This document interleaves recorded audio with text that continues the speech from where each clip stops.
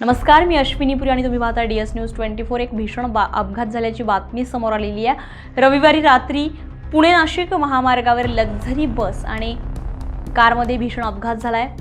या अपघातामध्ये एकाच कुटुंबातील पती पत्नी आणि सासू अशा तिघांचा जागीच मृत्यू झालाय, तर 2 मुले गंभीर जखमी झालेत। या अपघातामध्ये आरती मल्लिकार्जुन आंबेगावे, मल्लिकार्जुन शिवराज आंबेगावे आणि लता बाळू धुपलोंडे यांचा जागीच मृत्यू झाला, तर मृणाल मल्लिकार्जुन आंबेगावे आणि प्रेम मल्लिकार्जुन आंबेगावे हे दोघे जखमी असून त्यांच्यावर उपचार सुरू आहेत। अपघातातील सर्वजण पिंपरी चिंचवड येथील वाल्हेकरवाडी परिसरातील रहिवासी असून एकाच कुटुंबातील असल्याची माहिती समोर येते।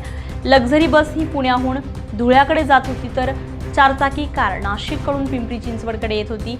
पुणे नाशिक महामार्गावर मंचरजवळील एकलहरे येथे रविवारी रात्री 11:30च्या सुमारास इंद्रप्रस्थ पेट्रोल पंपासमोर लक्झरी बस आणि चारचाकी कारची समोरासमोर धडक झाली आहे। एकाच कुटुंबातील 3 जणांचा मृत्यू झाल्यामुळे हळहळ व्यक्त केली जाते।